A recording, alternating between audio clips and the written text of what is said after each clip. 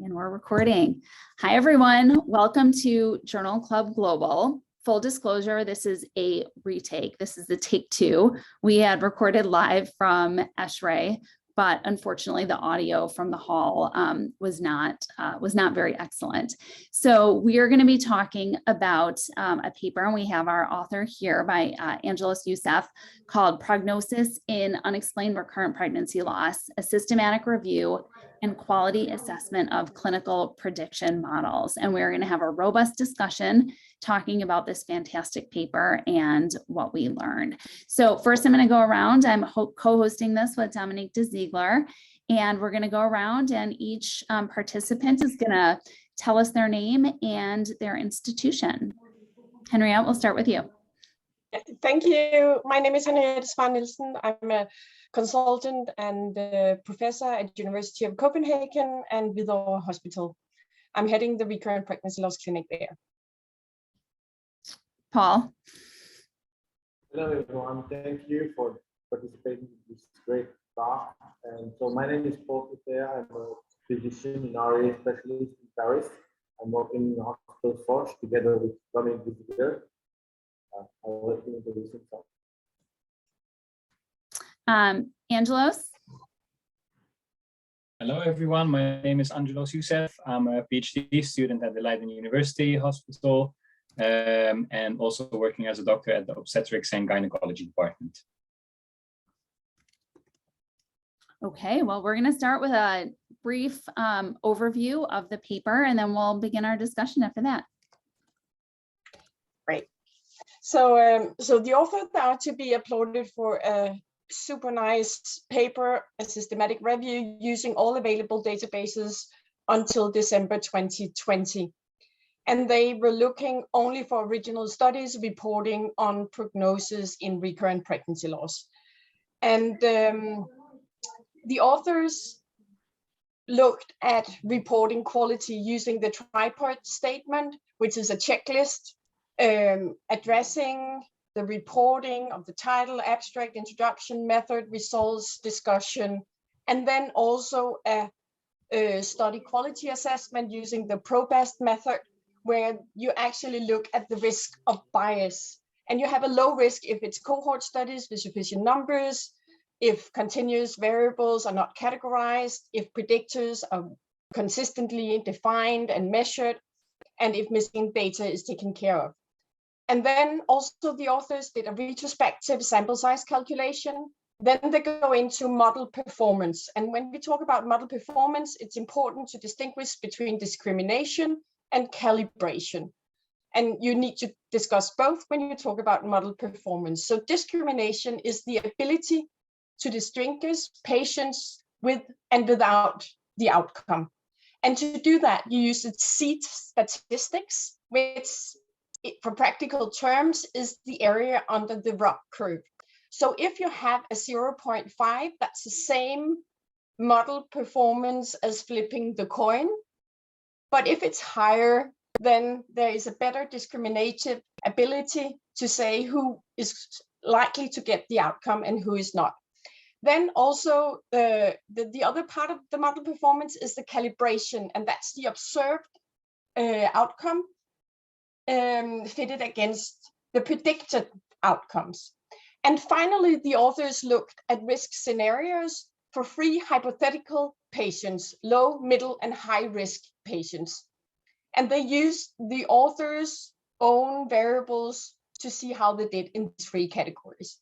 And to go to the results, they looked at 1,170 studies after removing duplicates. And then they screened title and abstract, and they were left with 13 studies. They had to exclude 6, ending up with a total of 7 studies. 4 were published before 2000, and only 1 after the guidelines on how to report predicting models. The studies were done in Australia, UK, Japan, Israel, and Denmark. They looked at hospitalized patients, and the number of included patients in the different studies ranged between 165 and 1,250. And then very importantly, the studies used different definitions of recurrent pregnancy loss. 3 studies looked at RPL saying that it needed to be 2 losses, and one only required that they were consecutive. The other 4 studies required 3 or more consecutive losses. 2 studies did not mention how they defined and investigated unexplained recurrent pregnancy loss. Then they looked, the different studies had different predictors: age, number of pregnancy losses, abortion history, time index, age, cycle, previous live birth, anti-cardiolipin antibodies, and whether they had primary or secondary recurrent pregnancy loss. None of the studies did a sample size calculation. And when the authors of the systematic review, they put them into this different risk scenarios, 3 of the 7 studies had sufficient numbers, and they all showed a high variability and put it into the different models. So the authors end up saying that 4 out of 7 had a full prediction model, and those 3 studies actually reporting on performance showed performance ratios around 0.64. So all in all, what the authors call out for is much better studies, and they show here that the biggest flaw is the high risk of bias. All the studies were at very high risk of bias, and that goes to the analysis part, where none of the studies actually did a verification and an external validation of their studies. So I think that was kind of the overview. This was a fantastic overview. We have the opportunity of having one of the authors. So it's now time for the time to respond and add more comments, possibly ask more questions. And this is Angelo yourself. Go ahead. Thank you for introducing the article, Henriette. I think you discussed everything that we had in the paper. I think the main objective of this paper was to check if there were any other prediction models available, because when we look at the ESHRI guideline for recurrent pregnancy loss, we see that the recommendation is to use either of 2 prediction models, which were both included in our study. The one by Brigham et al. In 1999 was published in Human Reproduction, and the article by Lund et al. As well. And we were wondering, why are these 2 included in the ESHRI guideline? Are there any other prediction models, and which one is best to use in clinical practice? That was the main goal of the study that we performed.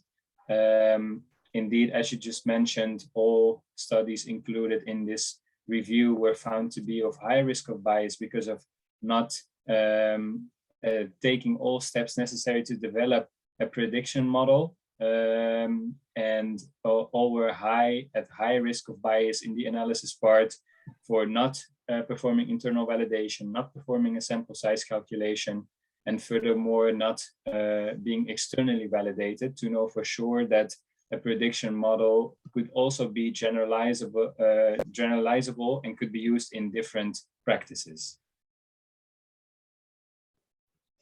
And so I think where I struggled a little bit was even the best prediction models weren't like really that predictive. Can you comment a little bit more on that? That's indeed true. And the question is always, as predicting pregnancy, which is really a multifactorial process, it's quite difficult. And we always ask ourselves this question: how discriminative do you think that a prediction model predicting pregnancy could be, besides having this population of recurrent pregnancy loss? And I think that's quite difficult. So that's one part. And the second part is that most prediction models predicting the success chance of pregnancy after having multiple miscarriages include two predictors, which is age and number of pregnancy losses. And I think those two are indeed of predictive value, but I think there has to be much more which can predict pregnancy success after recurrent pregnancy loss. And with only two predictors, I think we will not be able to discriminate well enough between those who will have a pregnancy loss and those who will have a pregnancy success. Okay, this is very interesting. I mean, this is intriguing and clinically highly relevant. I wonder what Paul, whom I have the chance to work with, Hôpital Force in Paris, has to add to this discussion. What are your thoughts, Paul? Well, thank you. So the first thing that shocks me is the number of studies and models that you have taken out when you started the research. I mean, it's quite substantial. And one of the questions I have before going forward is, Youssef, what is your evaluation of the risk of bias and the performance, and whether this can be applied to larger scale given the data that you have looked into and all the research that you have done? So of course, we followed the Probust, which is a tool that can be used to assess risk of bias in prediction models. And the Probust uses 4 domains: participants, investigations, the analysis, and the predictors. And when we look at all those domains in all included in studies, we see that it differs mainly between the first 3 domains, but in the analysis part, that's where the big problem is how have these studies developed the prediction model, and did they take all necessary steps to have a really robust prediction model? Did they take these steps into account? And I think that's the main problem in prediction models in general, is that you really have to develop them according with the latest evidence, according to how you can provide a prediction model that includes as low bias as possible. And this is necessary to be able to use it in clinical practice, and to be able to make predictions with a certain knowledge that these predictions are both relevant and true and are not subject to any inconsistencies. Because you developed your model around the definition, the actual definition of unexplained pregnancy loss. Is that right? In your opinion, is that definition still valid today, given the research that you have done, or it's still something that you should work on? Of course, the different prediction models have used different definitions of unexplained recurrent pregnancy loss, and of course that makes it a bit more difficult to compare to each other, but it was not primarily the goal to compare those prediction models to each other. But I think this definition of recurrent pregnancy loss, of unexplained recurrent pregnancy loss, has been something throughout the years, which researchers have been struggling with. And I think the latest definition of the ASRM, that is the definition for unexplained, which we should follow, which has of course not been the case with all included studies. But it's always important to keep this in mind when looking at these different studies regarding recurrent pregnancy loss, because throughout years, the definition has been different regarding number of pregnancy losses, regarding investigations performed to say that a couple has unexplained or explained recurrent pregnancy loss. So it's a really valid point, and I think it's important to have this in mind when looking at different studies in recurrent pregnancy loss. Because one of my fears, and I think all our colleagues' fears, is to not overestimate, not to overestimate or to label a patient with something like this, because I think the burden for a patient to be labeled like with the recurrent pregnancy losses is very, very difficult to manage. So my question would be, what's the practicability of this model? How can it be used, whether it can be used in clinical practice? And what should people take note from your study? I think the main conclusion of our study is that these prediction models are not really fit to be used in clinical practice because of the different risks of bias that we have found. I think when looking at the future, what we need in clinical practice is a prediction model that is developed according to all steps necessary to have as low as possible bias in it, and to include the different number of pregnancy losses as well, because as you mentioned, it's of course important whether you label women or couples as couples with recurrent pregnancy losses or not.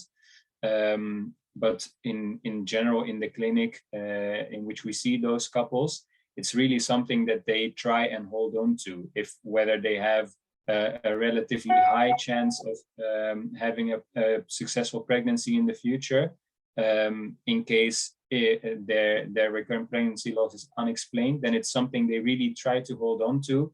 And it is useful for clinicians as well, because it could help counsel couples to see what their future might look like, and they might be able to change their plans according to this chance of having a future successful pregnancy. If it's really high, then they can hold on to that hope and still try to get pregnant. But if it's really low for whatever reason, then they might consider other options.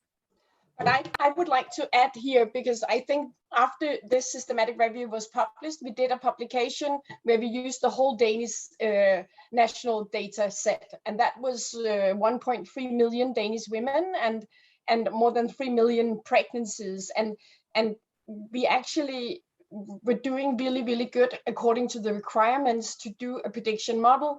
And we end up with the same poor C statistics as in the poor high-risk bias C statistics. And I think that is really where it starts to get mind disturbing, because that to me means that our definitions are simply not good enough. We can do a model that is super strong, we can validate it in 1/3 of the data set, it's perfectly performing, but the C statistics is only 0.6. And I think that's really showing us, when we look at maternal age and number of losses, that is far from enough to understand why some women and couples experience recurrent pregnancy loss.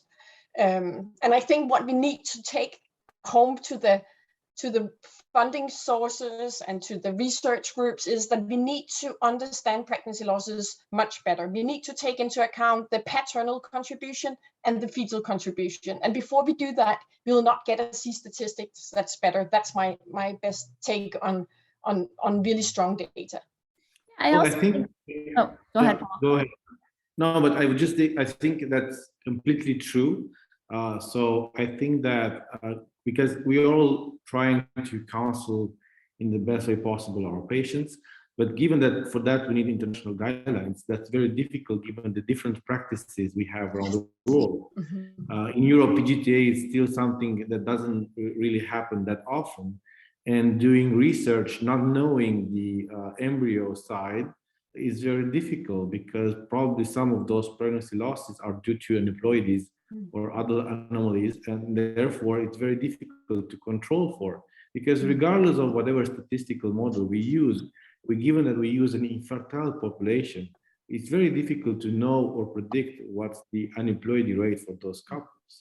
So therefore, it also the biggest bias is there.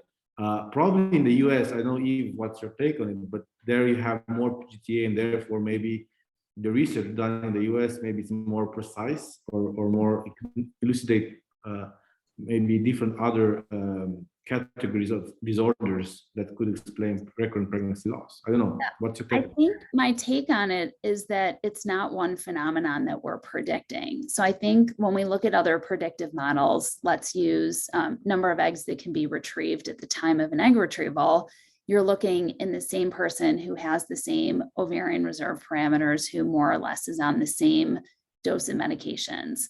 here with RPL, I mean, there are multiple reasons why recurrent pregnancy loss happens, and there may be different reasons within the same individual. And so while one pregnancy may be aneuploid, there may be more of a paternal contribution or an endometrial component like endometritis, and you're not predicting the same event in the same woman every single time. And so I think that's where it goes to your point, Henriette, about understanding the varied etiologies. And I think until we have a better handle on the varied etiologies, we're not going to be able to predict with incredible accuracy what the outcome will be. And So in the even, end- I think, yeah. So in the end, it will be a different cause every month or every episode. I mean, I'm sure that there are patterns, and I'm sure that there are, I know, in having taken care of numerous women who have done PGTA, like certainly there are patients who have a disproportionate amount of aneuploid blastocysts in patients who have RPL, but that is not always the answer. There is a new study coming out looking at US SART data.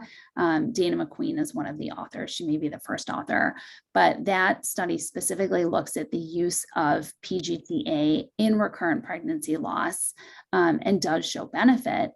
But I think that's one of a multitude of different etiologies of RPL.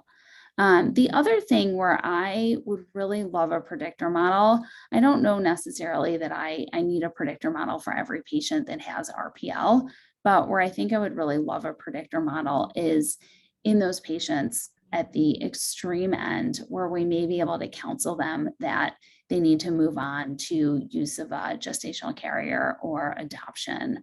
And I wish that data, maybe from the Danish cohort or maybe from somewhere else, but I wish that data could be abstracted to find out if there is a small subset of patients that will never be able to carry a pregnancy, or maybe I shouldn't say never, but where the probability is just so low that we can encourage them perhaps earlier than the sixth pregnancy loss to move to an alternative way of family building.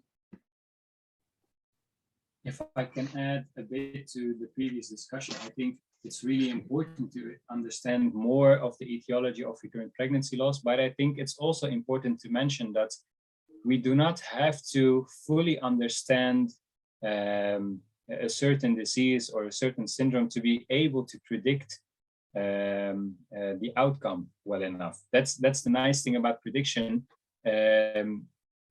We don't have to fully understand what's going on etiology-wise to be able to predict the outcome, which is pregnancy success right now. And this is what Henrietta said. That's the difficult part. Even if you have enough data and large enough groups, and you know for sure that your data is solid, it's still quite difficult to predict a pregnancy success with still a low C statistic. And that's where I think an important role is there to find predictors that can help us increase this discriminative ability of our prediction models. And I think the main goal, what you said, Eve, is that maybe the small differences in pregnancy success chances is not what is most important, like is it 70 or 65 or 75%, but I think it would be nice to know with a certain amount just to be sure whether certain people have really high chances of future pregnancy success, or whether it's almost impossible that these couples could carry to term. I think that's where we really need to try to distinguish between our patients with recurrent pregnancy loss. I have myself, I want to take the opportunity of talking to this panel of experts, and particularly Angelos and Henriette. I have a question regarding what was called classic way back then, placebo effect. Okay, there was a belief, maybe it's something to throw out the window, but there was a belief that in case of recurrent pregnancy losses, as soon as you started taking care of these patients, whatever you did, whatever measures you undertook, they would do better. Do you want to comment on that? I mean, is it something that we have to forget? Or but I think that's around? what happened every time we do a study. And there has been quite some publications showing that patients included in studies, patient being looked after, will do better than if not. So I think that's just the small things you do while you look at it. But I don't think, I'm not sure that just, taking care of the patients will improve their chance unless we do something different. If we believe this is biology, I think that's where we have to. We have to. Yeah. Angelos, you want to add something to that? I agree with Henrietta. It's something that is likely, if women are more taken care of, that there might be some sort of effect. We know that supportive care in these couples is really important, and that it might help their outcomes. It's something to keep in mind, but of course, especially with couples having higher number of pregnancy losses, there must be some kind of biological explanation. So I don't think it's just the placebo effect here. Okay, there's another question, a practical question for we have today. IVF, ART is presented as the solution to all problems of conception. And now we have patients who have recurrent pregnancy losses following natural conception. And is there anything to do with ART? Is there any place for ART in these patients who conceive naturally but have recurrent pregnancy losses? I mean, I think it's important to say that we see the same risk of losing after IVF pregnancies as after spontaneous pregnancies. If anything, then it seems a little higher on ART pregnancies, but I think that's because we monitor them much better than we monitor, and we get more of the early losses in ART pregnancies. But we have done a small cohort where we had repeated biochemical pregnancies. And we actually saw in that group a much better performance if we did IVF after these recurrent biochemical pregnancies. And what we thought is the background for this is the fact that some of these biochemical pregnancies could in fact be resorbed extrauterine pregnancies. So there is an open tube, but it might not be fully functioning. Maybe the cilia is not perfectly moving, and then it ends up being a biochemical pregnancy in the tube. And for those cases with recurrent biochemical, we saw much better live birth chance after IVF. If we push the question, so we use them. If we push the question one step further, is there any difference between fresh embryo transfer in ART and frozen embryo transfer? Can we say anything about that? The data I've seen, then it's equal the risk of losing. But I'm not having big series or anything. I don't know. What about the other one? What do you think? Angelos. I'm not an expert at all at the IVF transfers, the embryo transfer. So I wouldn't know whether there is any difference between fresh or frozen embryos. Eve, what are your views on this? I think there are some data showing slightly improved outcomes in live birth rates in frozen over fresh in some of these patients. But I think the studies have some limitations and some bias within. I fully agree with that. I agree that because it's also important to differentiate between euploid embryo transfer and non-tested transfer, because usually when you have the fresh cohort, usually they are not tested. So, but so far I think data it's more towards frozen embryo transfer success higher, but I don't think that it's a fair comparison. At one point, it was addressed, the issue of the male factor, and I think this is something that we're only stepping into now. is there a role, is there a place for the DNA fragmentation assay? And at what time do you have to do it? And what are the measures you need to undertake if it's abnormal, taking into assumption that the man doesn't smoke and eats well? Do you want to comment on that? Exercise enough. Right. Yes. No, I think- think that it's so strong, the association between recurrent pregnancy loss and DNA fragmentation. It seems on several publications that 40% of the men coming into an RPL clinic will have high DNA fragmentation. What I think is out there to be explored is whether these the DNA fragmentation to aneuploid or euploid losses, and then, as you say, very important to find out how to treat it. Is it ICSI treatment? Is that the role for art, that those with very high should get ICSI so it's less travel time, or what we should do? I think that's a lot of science that needs to be done before we can answer that question. I certainly think that there's an important role for paternal factors in recurrent pregnancy loss. My colleague Nadia Difosé has already shown that adding certain paternal factors might improve the predictive ability of our prediction model. So smoking, higher BMI, age, even in male, we know that lifestyle factors can play an important role in recurrent pregnancy loss. And of course, as Henrietta just mentioned, there is an association between DNA sperm fragmentation and recurrent pregnancy loss. The question is, what treatment is evidence-based? And we don't know that yet. We don't know yet if we give antioxidants, whether this might improve RPL outcomes or not. We don't know what the exact biological pathway is that this DNA fragmentation might lead to pregnancy losses in these couples. So I really think that's something that in the future we have to look into. Is there a point in DNA fragmentation and recurrences of pregnancy losses and lack of effect of, trivial treatments such as antioxidants? Is there a point where you might consider AID, sperm donation? I was even going to say a testicular sperm extraction, and we've had there. Yes, this has been addressed too. Yeah, go ahead.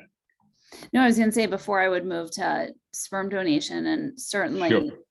Certainly it's an option. I think that there is a paternal contribution, but some of the thought process is that testicular sperm may not have the same level of DNA fragmentation as ejaculated sperm. Our two experts agree with what Eve just said. We consider TC, testicular biopsy, in case of, go ahead. I think that is a super, from a hypothetical point of view, that makes total sense. And I think that's what needs to be explored in larger studies. And I think what we need to have is a robust method to measure DNA fragmentation. And I think that is one of the things to find the good method and then apply it to sufficient numbers so that we get data to really tell us whether, what can be done. Because one thing is the testicular extraction. The other thing is to do ICSI, then all the antioxidants, lifestyle interventions. So there's a lot of things that should be tried, but I think we still need the data to really tell us what to do in the cases we see in the clinic. And I think it's important as well to keep in mind that couples with recurrent pregnancy loss do not have an issue with getting pregnant, like in subfertile population.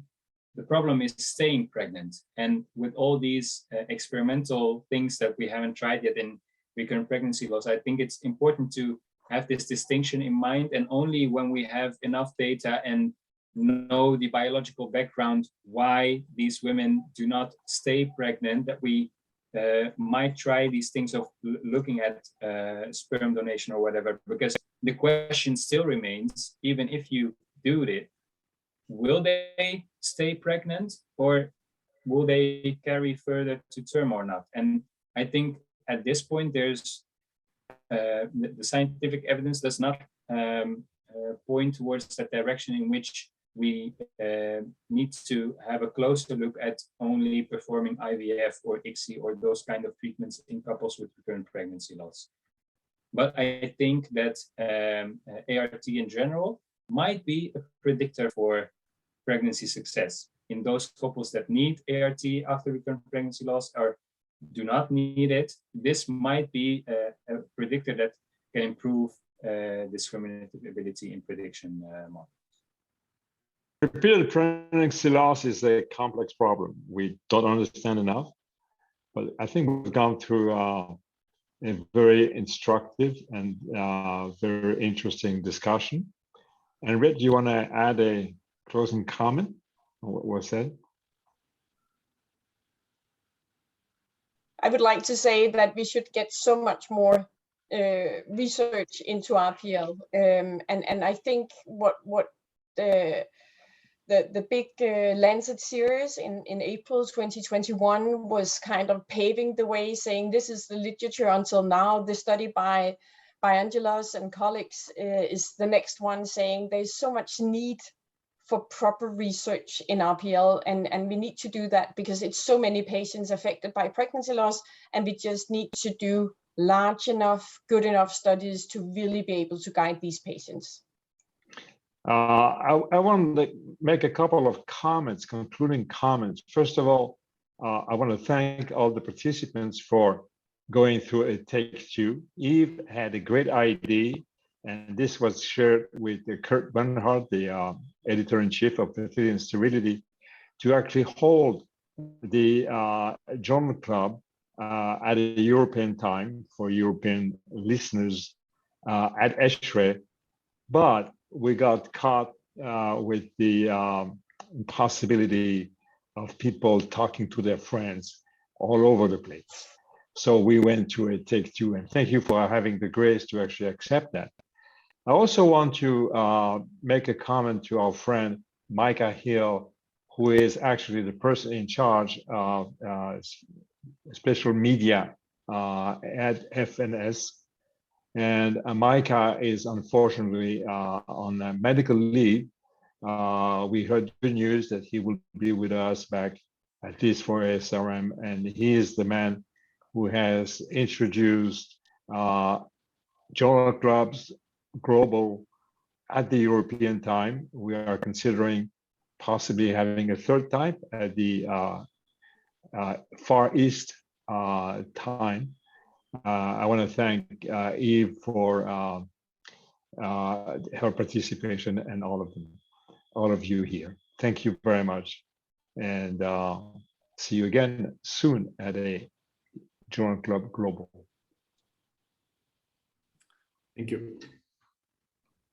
All right, I'm going to stop recording. Okay, this was good.